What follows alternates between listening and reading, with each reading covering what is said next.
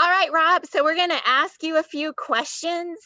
This is our LBA Ware series of rapid fire questions to get to know personalities and experts in the industry about things that most of us don't know. So question number one, what did you want to be when you were younger? What did you want to be when you grew up? Baseball player. Nice. Which went away by the time I was 3. But anyway, go ahead. Do you have a superpower, and what is it? I'm very good at knowing what time it is without like seeing a clock. Do you wake up on your own every morning at the same time? I wake up before my 4 a.m. alarm. That is question 3. What time do you wake up? I wake up at 4 a.m. and West Coast time, but that's sleeping until 7 East Coast time. That's true. One way to think about it. What's the last book you read? The last book I read was it was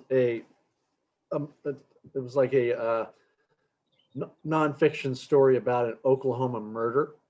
But for the last since COVID's been going, I've been catching up on New Yorker magazines, which I can get through like one a night. So people give them to me because I don't subscribe myself, but I read those, and some of the articles are very, very good. So they're not as in-depth as a book, but there's a lot of neat things in those magazines. Question 5. What's the first thing you read every morning?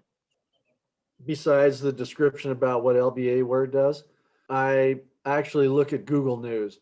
Number 6. If you had a theme song or walk-on music, what would it be? Well, I imagine you would probably have a lot of guests who say things like, AC/DC or whatever.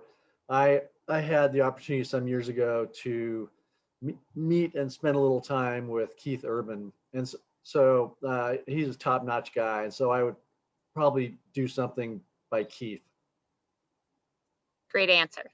7. Who would play you in a movie? Oh, does James Taylor do any acting? There you go. Yeah. There you go. You guys are twins. There you go. That's who they'd bring in. Number 8. What is your take on cryptocurrency? Do you own any Bitcoin? No, I don't. I keep hearkening back to what my mom might say about Bitcoin and cryptocurrency, and she would give it no value whatsoever. I fail to see the intrinsic value. And you could say the same thing about a $20 bill. Like, what's the intrinsic value of that, or like a rare stamp? But cryptocurrency, I can't grasp the owners, who owns them, how they're produced, how they trade, and oftentimes what goes up quickly can come down just as quickly, if not more. So I've stayed away from that. Number 9, what is your favorite podcast other than your own? I was going to say my son Robbie's. You know what? I like, there was I forget who put it out, but a couple of years ago, there was a series on US presidents, like a half an hour, 45 minutes on each president. That was fascinating. Okay, last one, number 10. If you could have dinner with one person, dead or alive, who would it be? Besides Lori Brewer? Yes. Cut. I would have lunch or dinner or a meal, probably with my mom's dad.